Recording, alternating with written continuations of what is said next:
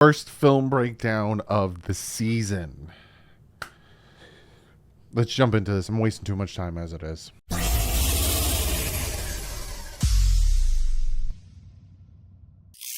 What is up, film? What is up, Fin fans? I'm keeping that in because my brain wanted to say film fans, Fin fans. Yeah, first film breakdown of the season. Dolphins beating the New England Patriots. I got some good, I got some bad. We're going to look at it all. I have about 10 minutes of cut up film footage, which means with me stopping and talking about and drawing and doing all this stuff, hopefully this video doesn't go over 40 minutes. But I hope you enjoy it regardless. Real quick, got a shout out new Patreon and Owen Kelly. And I got a shout out to new members and David Garner, Eric Levanry, Scott Swank, and Jamal Johnson. Thank you so much for becoming Patreon and members. If you want to become a Patreon, it's linked in the description. If you want to become a member, it's the join button next to the subscribe button. I love you guys. Thank you for the support. Thank you for hitting that subscribe button. Let's jump into the film breakdown. I'm going to minimize myself. We're going to jump right into this. So I'm going to start off, unfortunately, with two bad plays, and then we're going to get to the Javon Holland interception. This is the New England Patriots' first drive. Bad tackling from Jerome Baker. That's what we're going to look at here. Let's play it.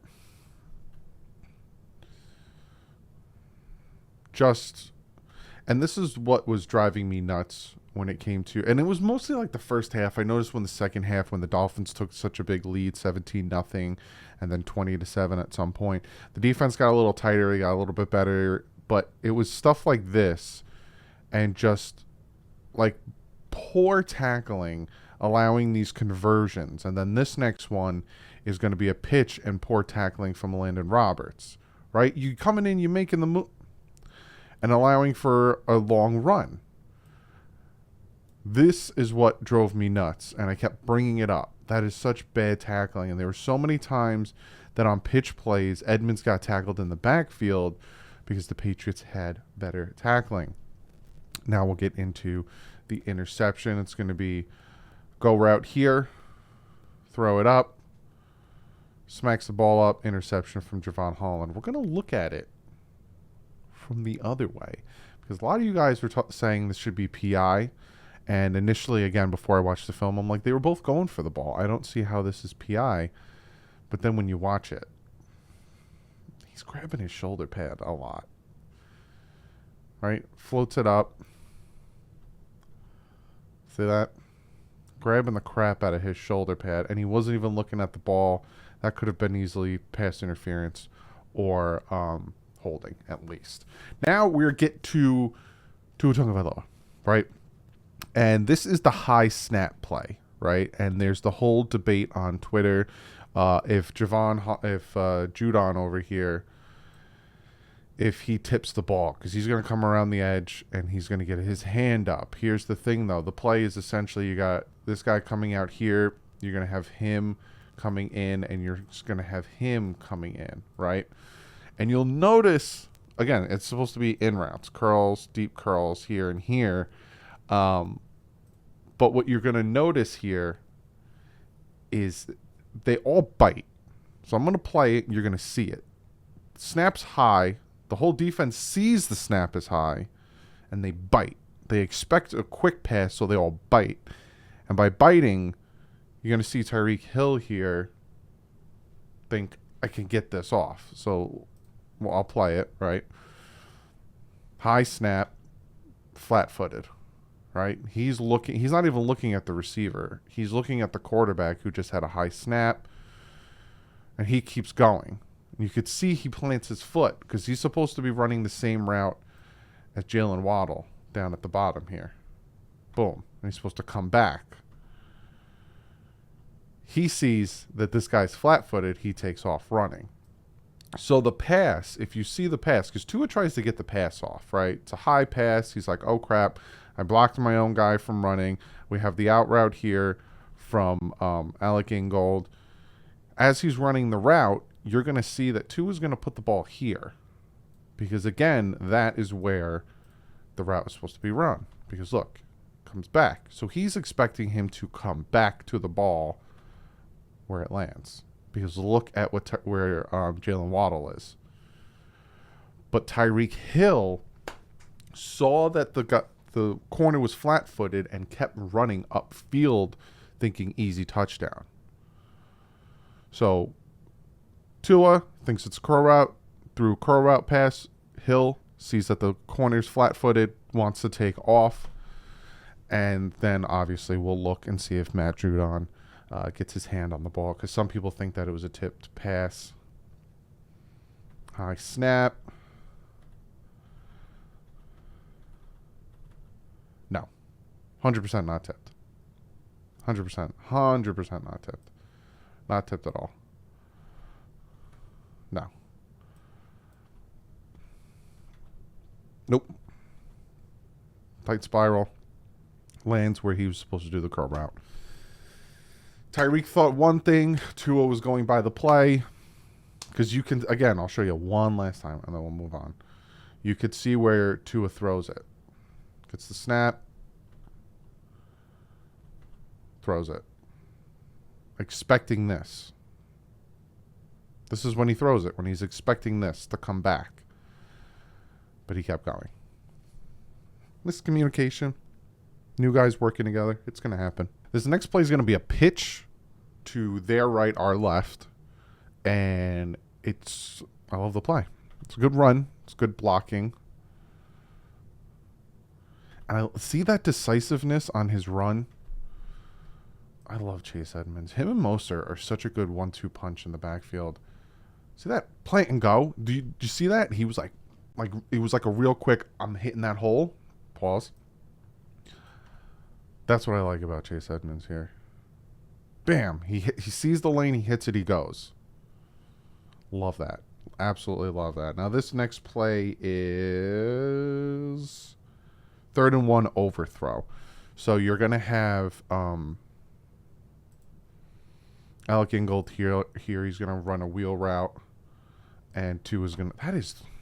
First off, I have to freehand draw these things. I don't got no cool technology where I can draw the arrows. You know, they make them perfect for these guys. That was a freehand draw. You got to admit, that's a nice arrow. That's a nice wheel route arrow. Gotta give me some credit on that one. That's really nice. Anyway, so I'll let the play run. It's going to be play action here. Boop.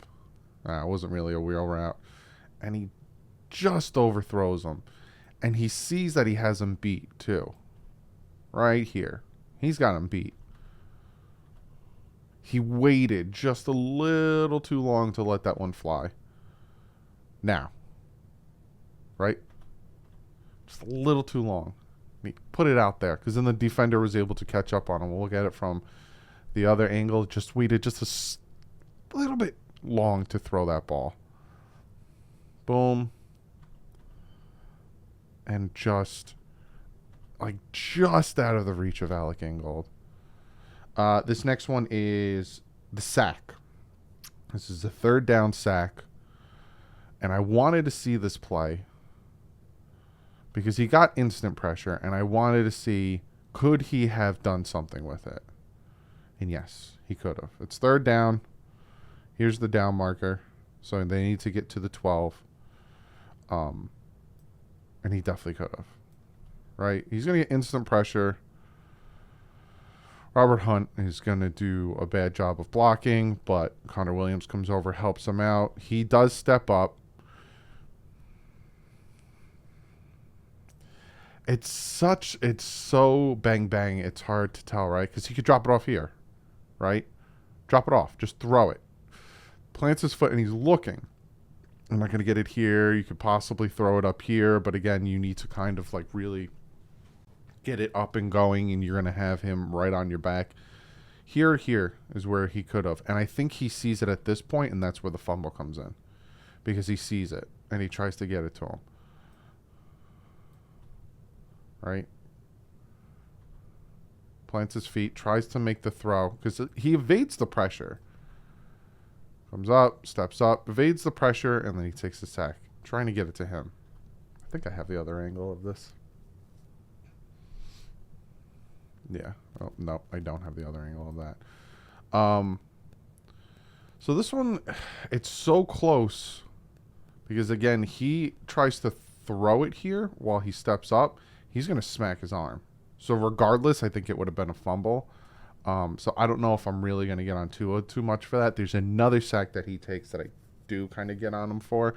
This one I'm not going to get on him so much because, again, he tries to throw it here. He's going to smack the ball out regardless. The instant pressure shouldn't have happened. This is on Robert Hunt. Instant pressure shouldn't have happened. But now we get to this next play is a fantastic play from Christian Wilkins here. Sorry. No, this is the sack. My apologies. This is the sack. And I love this play because they send 5 and they force 77 to decide who he's going to block because it's going to be a hat on a hat, right? Blocking, blocking, blocking, blocking.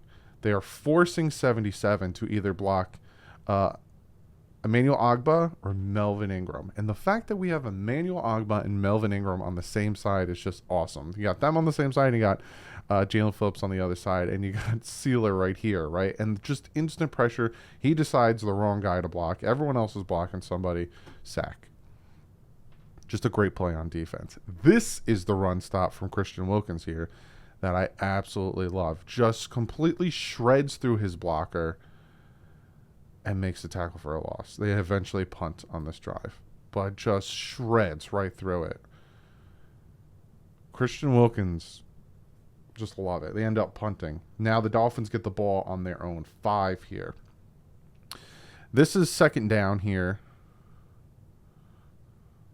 He ends up getting flushed out of the pocket and throws the ball away. Now, what I want to see is, could he have made a pass before he gets flushed out of the pocket? Play action here, boom, plants his feet. Yeah, he could have. Right here. But he's looking here. He's looking at Tyreek Hill here, who's running essentially the same. He's running the same play that they ran against the Eagles on the first preseason game, which is that post. It's a deep post route. So he's waiting for Hill. He's waiting for Hill to get open, and he has a safety over the top on Hill to, cover 2. He's staring right at Hill, but he should have hit it here, right? And then he sees the pressure, and then he tries to get out of the pressure, but right. Turn, plant your foot, Hill's covered, throw it to Waddle. Plain simple. Now, they convert, right? This isn't bad in this aspect of the drive doesn't end. They do convert. This is second down. They eventually convert on third. But these are the plays that people are clamoring for him to make, for him to take that next level, to him to show improvement. Should have hit Jalen Waddle on this play. So this next one is a third down play. This is where he converts. And again, he misses on that play before, but he makes this play, right? And you might be asking yourself, Doug, this is an easy play. Why are you so enamored by it? Because he gets instant pressure in his face. And on his back foot, gets it to Edmonds to convert on the first down. Right? And before he was flat-footed and was able to make the pass to Waddle, but was staring at Hill. He's got instant pressure in his face. And while running backwards, gets the ball out for the ball to be converted. And that is where his inconsistencies that drive me nuts pop up, right? Instant pressure in his face, running back off his back foot, gets the ball out to Chase Edmonds to convert the third down. But play before, he had time standing in that pocket. He had time, was looking at Hill. If you notice that Hill is not getting open, go to your next guy, which is Jalen Waddle. Oh, he's coming across the middle. Rocket that ball to him. Needs to work on those. This next one is, again, This is where he chains it together. Pressure in his face, gets the ball off, gets it to Durham Smythe for the first down. Now I'm starting to see him chain these good throws together, these big boy throws together, and it's making me happy because it's showing me he's learning, he's progressing, he's getting better. Because he gets that pressure right in his face, right? Because I think that's Connor Williams. Has a hard time here, gets it off to Durham Smythe. And if we look at, I think I have the other angle of this. If we look at the other angle, right in his face. Yeah, it's a stunt where the guard's going to pull and block over here while Durham goes out for the route. Connor Williams is a little late, and thank God Chase Edmonds stays in, allows Tua to shift over to his left, plant his feet, and get the ball out. Tua is very good at dealing with his pocket presence, with his movement in the pocket to give him time. Again, he makes the plays, but then he makes the plays that frustrate people, right? And then this is a 3rd and long play. Tries to roll out of the pressure. Gets it. It's going to be 4th down. I think they end up punting here. But again, it's another instant pressure in his face, right? So at this point, he can't throw it here because he's trying to roll out of the pressure. This is covered. At this point, it's instant pressure. So when he turns around, now he's rolling to his right. Lefty rolling to his right. This guy is already automatically out because now you got to plant your feet and throw it to him. So he's telling him to go up. Doesn't really go up, goes to the sideline, catches the ball. He had options down here, but again, while rolling out to his right, he's not really going to be able to make these throws. So he gets it to here. It's that instant pressure, though.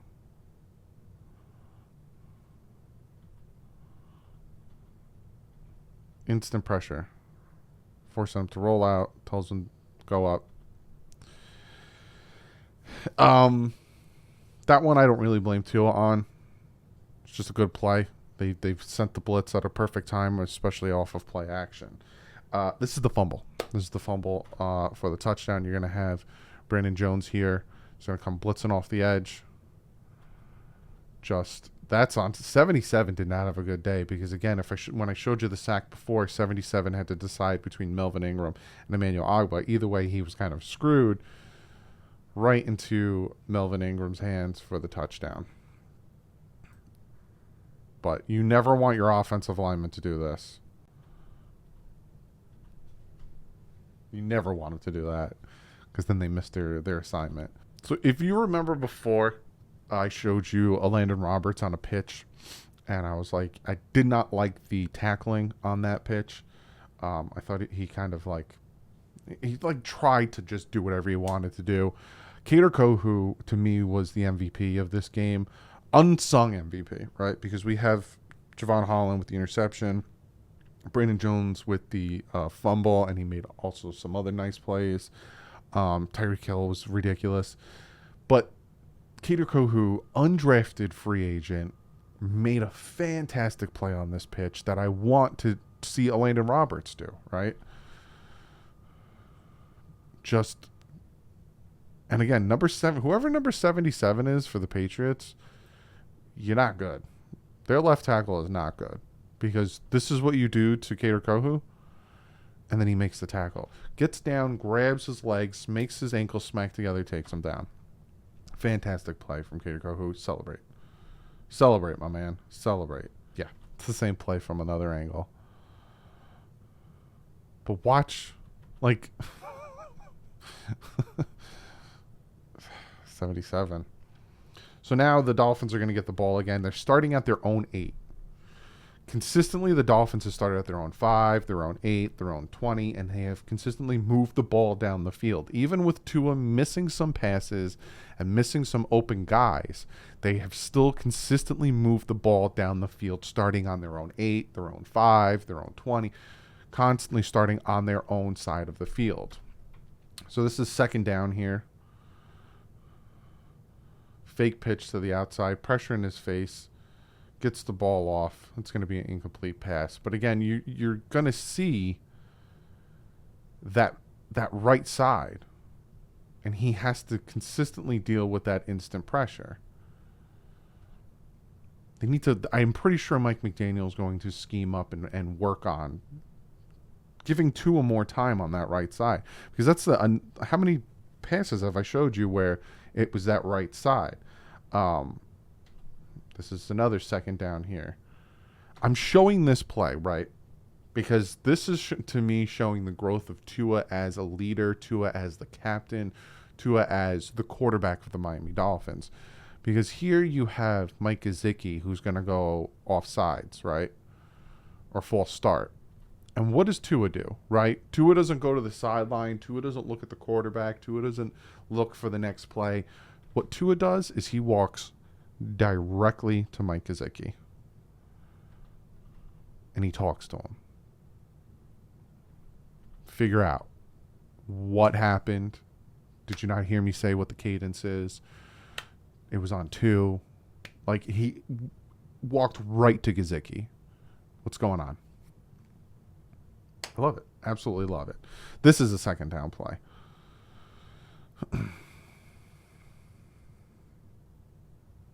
This is this is a play where Tyreek Hill saves Tua. Right? You got a little motion here. Go route. Sees he's got his man one-on-one. It looks like it's a jump ball, which why would you make a jump ball with Tyreek Hill? Because if you look, Tyreek Hill is not running full speed. He's not trying to beat 13 up the field. He's stopping before Tua even throws the ball. He's stopping. So was this a jump ball? Which makes no sense, because Hill's not tall to have him, make that jump ball. I'm so confused. Comment below. Let me know. Because obviously while I'm watching it here, Hill's stopping. He's stopping before Tua throws the ball instead of running full speed. So was that a 50-50 jump ball? I don't know. But all I do know is, and I'll show you from the other angle, Tyreek Hill saved Tua from an interception here. People said they saw 3 potential interceptions from Tua. I did not see 3. I saw this one. You got to let me know where the other 2 were. Give me an exact play where the other 2 were. Tyreek Hill is just ridiculous. This man's got 2 hands. He's got one on it. And he takes it down. He wasn't there. That's going for a touchdown. Just absolutely ridiculous. First down play here. Some motion. Now, this is a play that I got mad at Tua, thinking he overthrew him. Going to come in.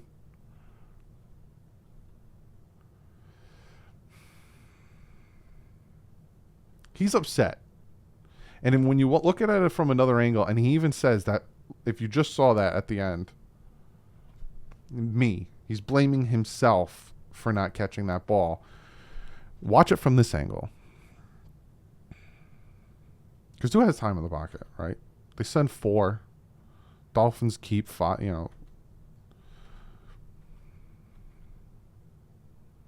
It's a little high. It is a little high. I will say that. But did you see the play that he just did where he snatched the ball from the corner's hand? You got to catch that. You got to catch that. So I think that's why he tapped his helmet and he kind of said, that's on me. That's on me. My apologies. This is the sack where I was like, what? I was very upset with this sack. It's second down. We were on their side of the field. And I thought to myself, I need to see this all 22 play. Because was someone open, and was this an unwarranted sack? Because, again, before I showed you guys that sack, that I honestly thought if he tried to make that throw, his arm was going to get hit, and the fumble might have went to the Patriots. Instead of getting 3, we get nothing, where he kind of waits, and then he obviously gets tackled. Here, on the other hand, you see he drops back, right? They're all covered. They're still running their routes, all running their routes. He waits right here. Right here. And he's looking at it. Just get that ball out. Boom. Let that ball rip right there. Hit him. Second down. Hit him. He'll take it up the field. He's got a blocker right here. He's coming out. Hit him. He's got this guy. He can come up. He can make his block. He can catch the ball. He can take it upfield. Hit him. He's looking right at him. Whoop. You even have him here coming to the inside. Hit him. You'd have to put it over the defender. And again, this one might have been a little bit more tricky because he would have had to drop it in over the defender. And he gets pressure right in his face real quick. So this would have been an easier throw. This is an unwarranted sack. You should not have taken this sack. We'll look at it from the other angle. Right? It comes around. He's looking. Yeah, he should have thrown that. Worst case scenario, it hits the ground. He should have thrown that. He should not have taken that sack.